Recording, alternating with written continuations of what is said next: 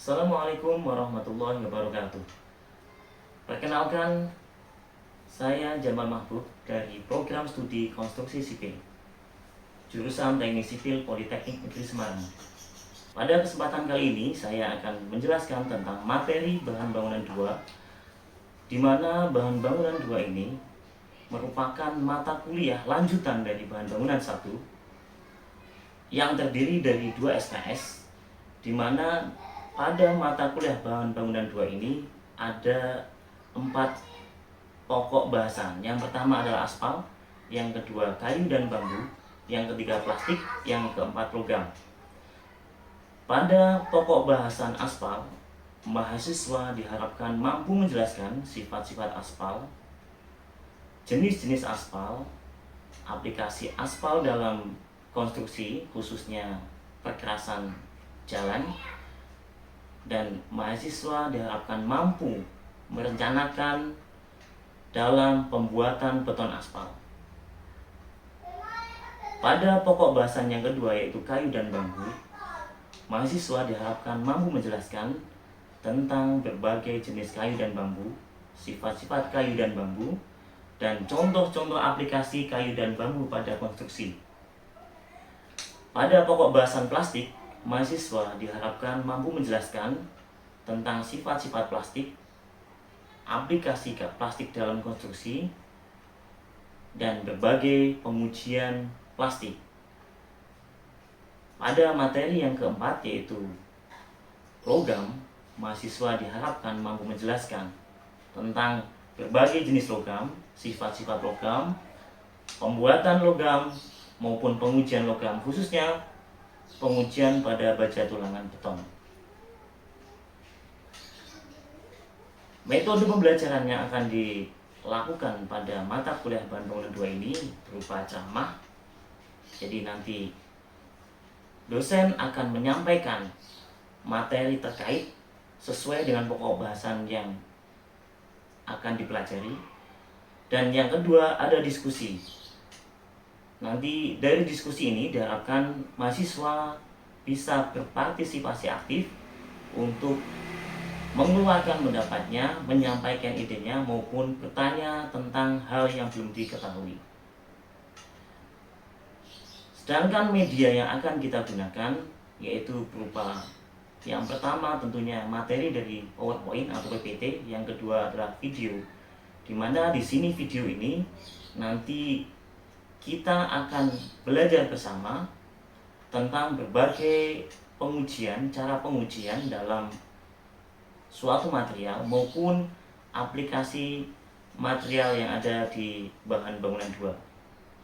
Sedangkan untuk penilaian terdiri dari yang pertama adalah tugas dan kedisiplinan, di mana tugas ini bisa berupa tugas isai atau perhitungan ataupun nanti tugas untuk presentasi. Jadi sesuai dengan materi kuliah yang diajarkan. Diharapkan dengan adanya tugas presentasi ini bisa membuka wawasan mahasiswa tentang material-material baru yang ada di dunia konstruksi. Selanjutnya ada kedisiplinan. Kedisiplinan ini adalah bagaimana keaktifan mahasiswa dalam mengikuti setiap perkuliahan. Dari situ nanti sebagai poin penilaian dalam salah satu poin penilaian dalam penilaian mata kuliah bahan bangunan 2. Kriteria yang ketiga yaitu berupa ujian tengah semester yang akan dilaksanakan di pertengahan semester. Dan yang keempat ada ujian akhir semester yang menjadi evaluasi akhir dari perkuliahan pada mata kuliah bahan bangunan 2. Demikian penjelasan dari rencana pembelajaran untuk bahan bangunan 2. Terima kasih. Wassalamualaikum warahmatullahi wabarakatuh. Assalamualaikum warahmatullahi wabarakatuh. Waalaikumsalam warahmatullahi wabarakatuh. Sebelum kita mulai, kita baca doa dulu sebelum pelajaran kita laksanakan. Silahkan untuk ketua kelas bisa memimpin doa. Siap untuk mengawali kuliah. Mari kita Berdoa dimulai.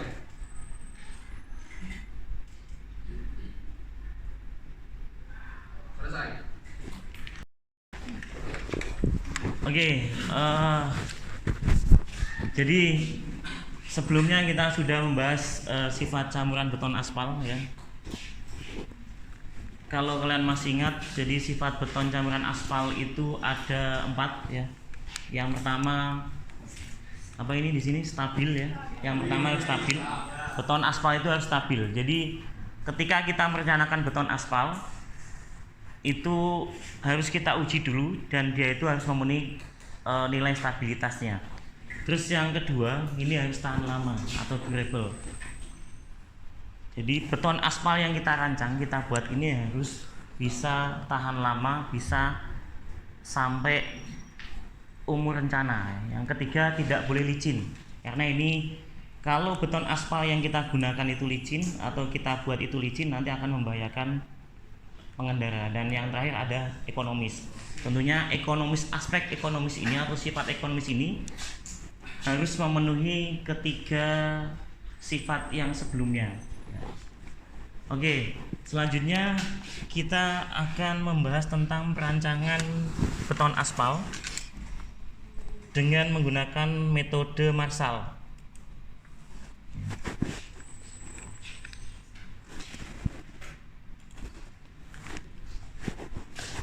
Ya, jadi perancangan beton aspal metode Marshall ini mempunyai beberapa tahapan. Yang pertama tahapan yang pertama adalah pemilihan material.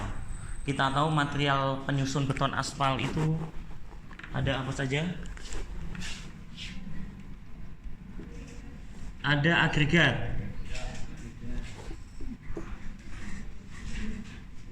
ya di sini ada agregat halus dan agregat kasar. Berikutnya ada bahan pengisi ya. Bahan pengisi ini bisa berupa semen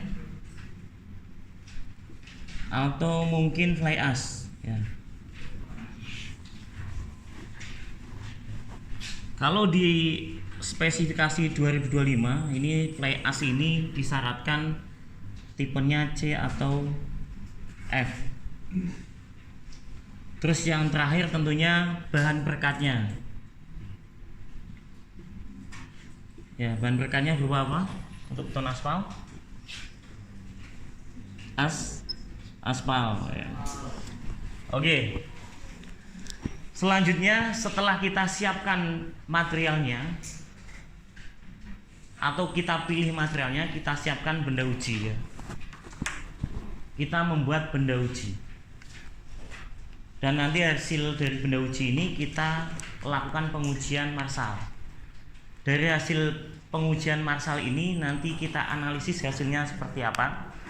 Dan yang kelima ini nanti kita tentukan nilai kadar aspal optimumnya. Dan yang terakhir kita evaluasi kinerjanya. Oke. Kita masuk ke pemilihan agregat atau pemilihan material. Di sini seperti yang saya sampaikan tadi ya. Penyusunnya ada agregat kasar, ada agregat halus, ada bahan pengisi, dan nanti ada aspalnya sebagai bahan perekat. Ya. Di sini disyaratkan untuk beton aspal agregat kasar itu harus memenuhi ketentuan ini. Jadi dia itu agregat kasar dengan ukuran tertahan ayakan nomor 8 atau 2,36 mili ya. Terus yang untuk agregat halus dia itu adalah agregat atau agregat halus dengan ukuran butirannya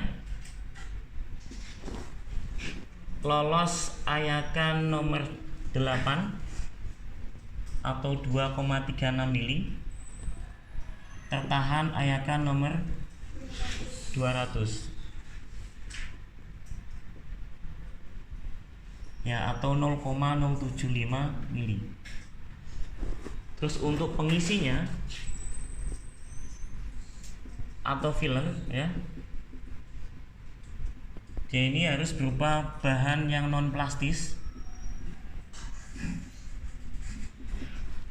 lolos Ayakan nomor 200 ya.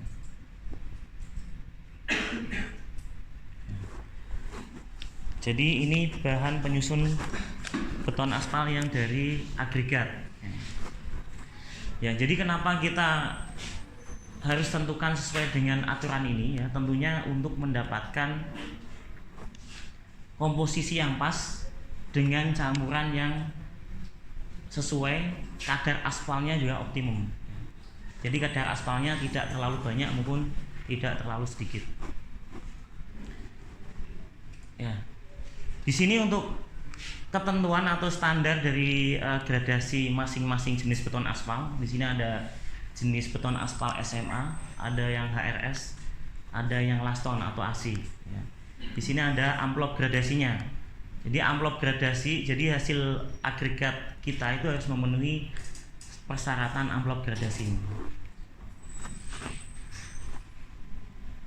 Selain dari sisi gradasinya juga ada ketentuan dari sifat fisik lainnya.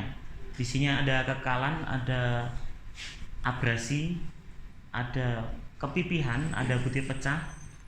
Termasuk untuk agregat halusnya ini ada nilai setara pasir, gumpalan lempung, dan persentase agregat lolos Ayakan nomor 200 ya. Ini sesuai dengan SNI atau spesifikasi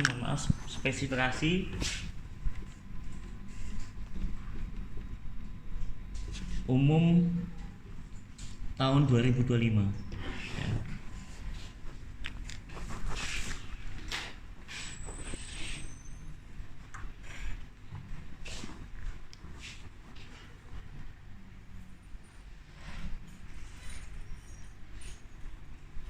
Ya. Terus untuk material yang berikutnya ini berupa aspal ya. Jadi pemilihan jenis aspal ini harus memenuhi kebutuhan maupun spesifikasinya. Di sini untuk ketentuan aspal yang digunakan ini ada, di sini ada sifat penetrasi, sifat dari penetrasinya, ada viskositas, titik lembek, duktilitas, titik nyala, dan yang lainnya. Ini bisa dibaca di spesifikasi umum tahun 2025.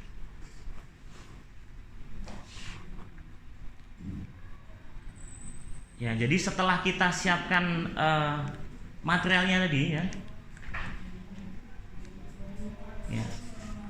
tahapan berikutnya adalah ini ya. Jadi yang pertama untuk agregatnya kita tentunya tentukan jenis beton aspalnya, misalkan jenis Laston, ACWC atau ACBC atau ACBIS. Terus selanjutnya kita gunakan perbandingannya untuk tiap-tiap agregat ya. Kita bisa melakukan penggabungan dengan cara matematis maupun grafis, atau mungkin coba-coba dengan trial mix dengan Excel ya. Setelah itu, setelah ketemu agregat gabungannya, baru kita tentukan nilai perkiraan kadar aspal rencana. Di sini untuk perkiraan kadar aspal rencana menggunakan rumus PB sama dengan 0,035 dari persen agregat kasar atau CA ditambah 0,045 persen agregat halus atau FA ditambah 0,18 persen bahan pengisi atau filler,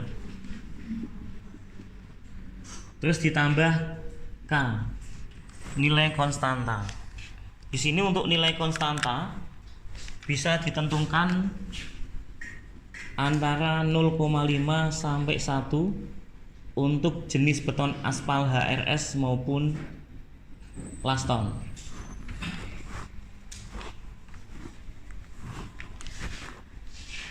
Setelah kita hitung perkiraan kadar aspal, selanjutnya kita buat benda uji dengan kadar aspal di atas maupun di bawah dari PB dibulatkan mendekati 0,5%. Misalkan kalau kita ketemu PB-nya adalah 5%, maka nanti benda ujinya kita buat 4,5%, 4%, terus di atasnya ada 5,5%, ada 6, ada 6,5%. Ya. Jadi nanti benda ujinya kita bikin variasi kadar aspalnya 4%, 4,5%, 5, 5,5%, 6, dan 6,5%. Oke, setelah kita ketemu nilai perkiraan kadar aspalnya, kita lakukan penimbangan sesuai dengan amplop gradasi tadi. Terus lakukan pemanasan. Jadi agregat yang sudah kita siapkan tadi kita masak, kita panaskan, terus dicampur dengan aspal. Selanjutnya dilakukan pemadatan dengan menggunakan alat pemadat atau Marshall hammer untuk membentuk benda uji berupa silinder. Ya, di sini ada ketentuan untuk pencampuran benda uji Marshall. Suhunya di sini 155 plus minus 1 derajat Celcius. Ini untuk pencampurannya. Terus untuk pemadatannya di sini 145 plus minus 1 derajat Celcius. Jadi rentangnya ini tidak boleh kurang maupun lebih dari rentang ini. Jadi yang poin 3 sampai 8 ini nanti pelaksanaan di lapangan. Kalau yang di lab itu hanya poin 1 dan 2.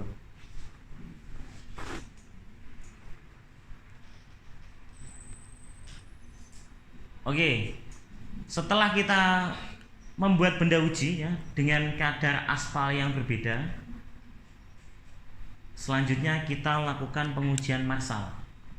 Tahapan awalnya kita rendam dulu benda uji Marshall tadi di water bath dengan suhu 60 derajat Celcius selama kurang lebih 30-45 menit.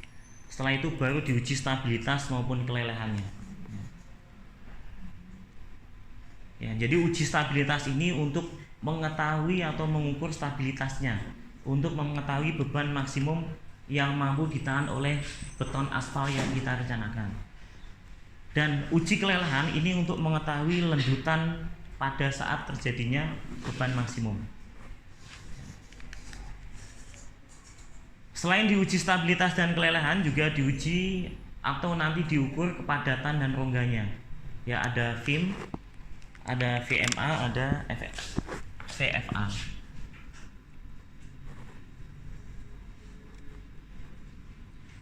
Ya. Ya, di sini persyaratan untuk campuran beton aspal, terutama ini ya, tentunya tergantung dari jenis beton aspalnya, apakah dia itu laston lapis aus atau lapis antara atau lapis pondasi.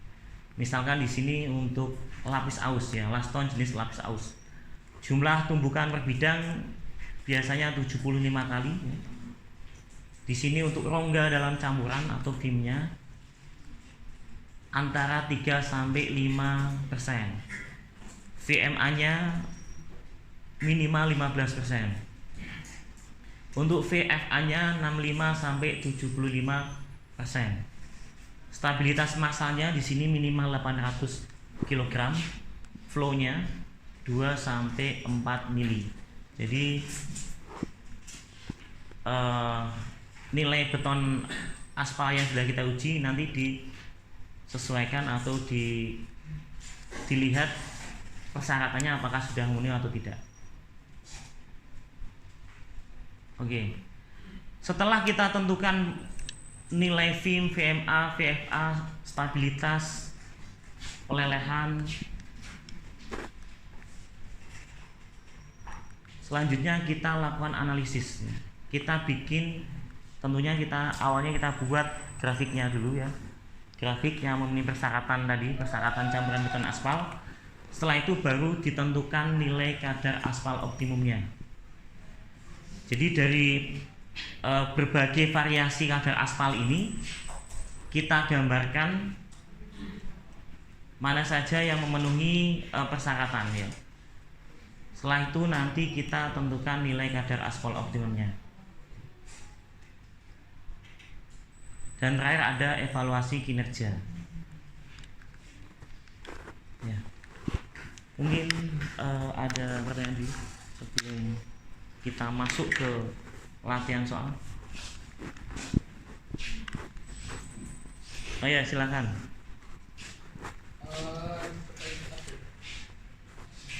Kalau nanti pengaruh jumlah aspal itu pengaruh dari jumlah aspal yang digunakan pada beton aspal yang terlalu banyak atau terlalu sedikit itu apa aja? Ya. Jadi di penentuan metode Marshall ini kita endingnya atau goalnya adalah menentukan kadar aspal optimum. Kalau kadar aspal atau jumlah aspal yang digunakan itu di bawah kadar aspal optimum atau lebih rendah, itu akibatnya yang pertama terjadi retak. Ya. Retak ini terjadi kalau saya ilustrasikan, misalkan kita punya lapisan beton aspal,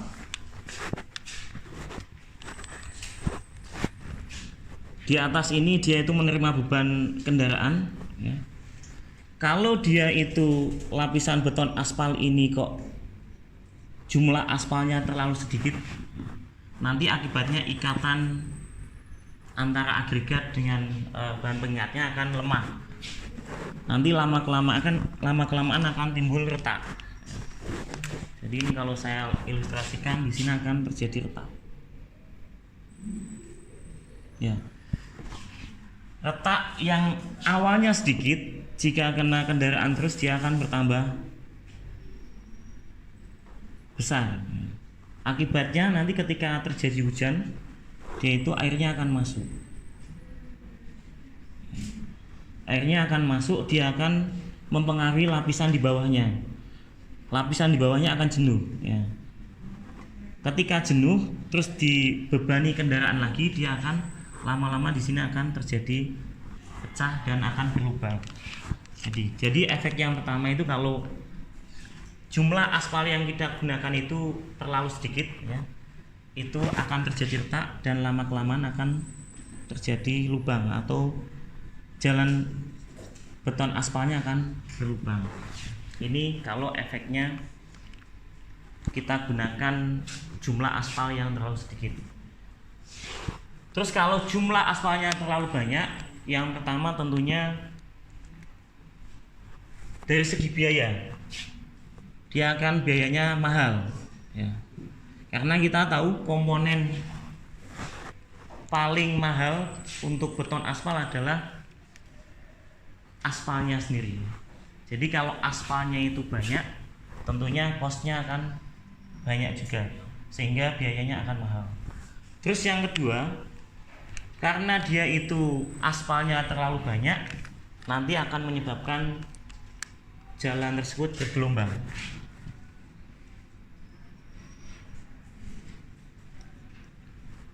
Jadi akan bergelombang seperti itu.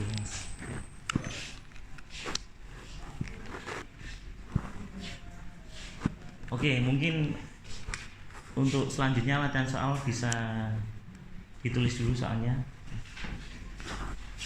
Coba dikerjakan. Di sini ada hasil uji gradasi untuk agregat halus, agregat kasar 1, agregat kasar 2, dan setelah dilakukan penggabungan ini ketemu persen lolos agregat gabungannya. Dari tabel gradasi ini diminta menentukan persen CA ya. Di sini ya CA, persen FA, dan persen FF nya. Setelah itu tentukan nilai perkiraan kadar aspal atau PB nya ya. Silahkan coba dulu. Saya kasih waktu 5 menit untuk mencoba. Oke, mungkin di antara kalian ada yang mau bantu untuk menghitung persentase CA, FA, dan FF. Silakan bisa. Karena maju untuk persen CA, FA, dan FF. Ya, nanti selanjutnya yang PB ya, Mas.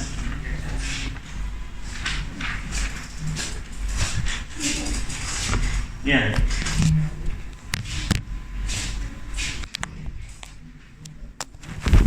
Ya, langsung aja di bawah sini. Oke, terima kasih. Oke, kita bahas ya.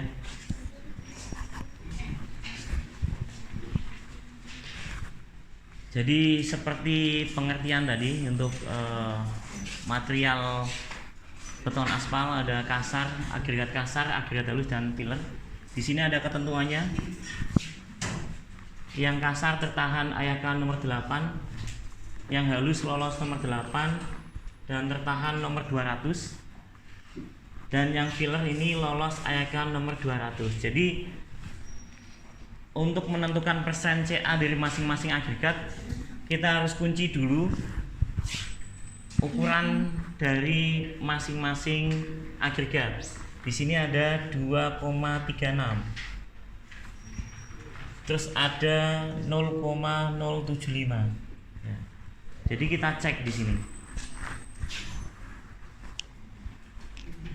Yang diameter 2,36 di sini persen lolosnya adalah 40,66. Sementara untuk pengertian agregat kasar ini adalah tertahan ayakan nomor 8. Sehingga bisa kita tuliskan untuk persentase CA itu adalah 100%, ya.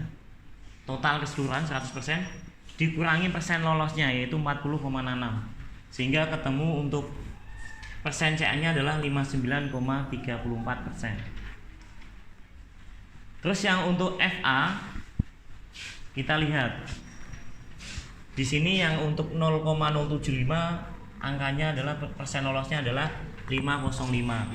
Yang 2,36 40,66. Sehingga bisa kita tuliskan untuk persen FA-nya itu 40,66 dikurangi 5,05 ketemu 35,61%. Dan terakhir untuk fillernya ini adalah persen lolos nomor 200 sebesar 5,05%. Jadi hasilnya sudah sesuai. Terus untuk PB-nya ya. Kita pakai rumus ini ya, 0,035% CA ditambah 0,045% FA ditambah 0,18% FF ditambah K. Nilai K bisa ditentukan 0,5 sampai 1. Di sini kita masukkan angka-angkanya yang tadi dihitung untuk persen CA, FA, dan FF-nya. Di sini CA-nya 59,34, FA-nya 35,61, FF-nya 5,05. Dan di sini untuk K-nya ditentukan angkanya nilainya adalah 1. Sehingga ketemu PB-nya 5,58%. Jadi sesuai dengan ketentuan tadi, nilai PB ini kita bulatkan 0,5%. Ya, yang mendekati itu. Jadi ini bisa kita bulatkan menjadi 6% PB-nya. Nah, jadi kalau kita dapatkan PB-nya 6%, maka nanti di pembuatan benda uji kita bisa gunakan variasinya 5,5%, 5%, 6,5%, 7%. Jadi ini yang akan kita gunakan untuk pembuatan benda uji dengan variasi kadar aspal 5-7%. Ya, mungkin itu yang bisa kita bahas pada kesempatan kali ini. Terima kasih atas atensinya. Assalamualaikum warahmatullahi wabarakatuh.